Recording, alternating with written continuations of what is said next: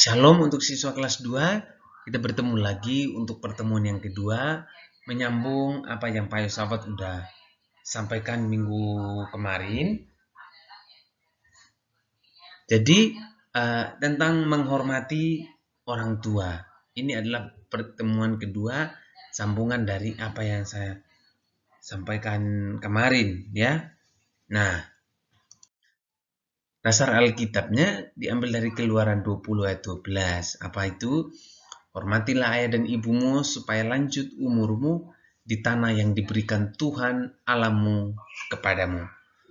Yang kedua, Amsal 1 ayat 8. Hai anakku, dengarkanlah didikan ayahmu dan janganlah menyia-nyiakan ajaran ibumu. Kolose 3 ayat 20. Hai anak-anak, taatilah orang tuamu dalam segala hal, karena itulah yang indah di dalam Tuhan. Nah, ringkasan materinya gini, orang tua selalu memberikan pengajaran kepada anaknya, selalu mendidik anaknya dalam bentuk apa? Secara jasmani maupun secara rohani. Secara jasmani apa aja? Misalnya orang tua mengajarkan anak bagaimana cara makan yang benar. Misalnya, cara mengambil nasi, cara memegang sendok, dan juga bahkan nanti kalau makan tidak boleh jatuh. Misalnya seperti ini ya, anak ini ya sedang memegang garpu dan pisau. Nah, anak harus diajarkan bagaimana cara menggunakan garpu yang baik. Nasinya jangan tumpah. Kalau nasinya tumpah kan nanti malah dibuang. Ya, jadi orang tua bertugas untuk mengajarkan anaknya bagaimana cara makan yang benar. Yang kedua, bagaimana cara mandi yang benar. Cara membuka keran, cara memakai sabun, bahkan cara menggosok gigi. Lihat gambar ini ya. Nah, ini kan anak yang sedang mandi. Kalau mandi tidak boleh masuk dalam bak air. Kalau masuk dalam bak air, semua airnya jadi kotor. Betul? Nah, oleh sebab itu, orang tua harus mengajarkan yang benar kepada anak. Yang ketiga, bagaimana orang tua mengajarkan cara membersihkan rumah.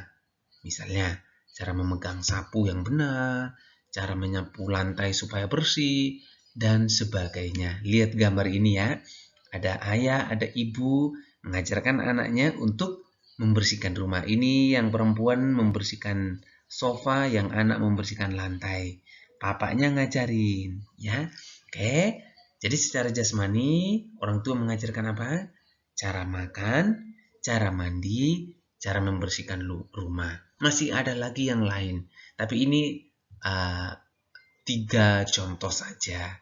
Nah, kalau secara rohani, misalnya orang tua mengajarkan bagaimana anak supaya mengenal Tuhan, ya, mengajarkan cara berdoa yang benar. Tentunya apa? Harus lipat tangan, tutup mata. Kalau berdoa, tidak boleh lari sana sini. Betul? Kalau berdoa, harus duduk, harus tunduk supaya fokus seperti anak ini, ya. Nah, yang kedua, bagaimana cara ibadah? Kalau ibadah harus tenang, harus duduk, supaya jangan mengganggu yang lain. Nah, orang tua punya tugas mengajarkan kepada anaknya dari rumah. Nah, kalau ke gereja, sampai di sana duduknya yang baik ya. Kalau disuruh berdiri, berdiri. Ya, gitu. Yang ketiga, yang diajarkan oleh orang tua adalah bagaimana kita mengasihi sesama.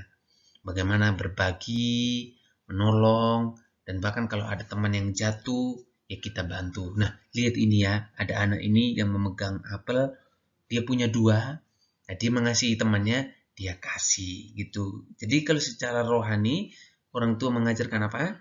Cara berdoa, cara beribadah, dan cara untuk mengasihi sesama atau berbagi. Nah, orang tua juga senantiasa memberikan pengajaran kepada anak untuk bersikap jujur. Ya, jujur itu berarti tidak bohong, betul ya? Lawannya tidak bohong. Jadi, anak yang jujur misalnya, kalau ditanya, "Nah, tadi kamu di sekolah duduk diam nggak?" Kalau padahal kita lari-lari, tapi jawabnya kepada orang tua, "Iya, Ma, saya duduknya diam." Nah, itu namanya apa? Bohong. Kamu belikan garam ya. Oh iya Ma, harganya berapa? 5.000 Ma, padahal harganya berapa? 2.000. Itu namanya apa? Berbohong. Nah, terus apa? Mengajarkan keadilan. Misalnya kalau orang tua punya 2 pisang dan punya 2 anak, harus dibagi rata. Betul? Satu dapat satu, yang satu juga dapat satu, gitu. Itu mengajarkan keadilan. Mengajarkan yang benar, taat orang tua, setia beribadah, rajin ke gereja, rajin ke sekolah, dan disiplin waktu. Misalnya masuk sekolahnya jam 7, datangnya jam 9. Itu bukan namanya disiplin, itu namanya terlambat. Dalam mendidik anak-anaknya, terkadang orang tua juga bersikap tegas dan keras. Misalnya, kalau anaknya itu sudah disampaikan lebih dari 2, 3, 4 kali, berarti anak itu harus dikerasin dan ditegasin. Ditegasin seperti apa, Pak? Kamu kalau tidak nurut mama, kamu tak masukin di panti asuhan, misalnya gitu. Anaknya kan jadi takut. Kamu kalau nggak nurut, nanti kamu tak titipin di tetangga. Nah, itu jadi contohnya gitu. Nah, semua itu adalah apa? Karena orang tua mengasihi anak-anaknya, supaya anak-anaknya apa? Belajar untuk hidup mandiri dan bertanggung jawab.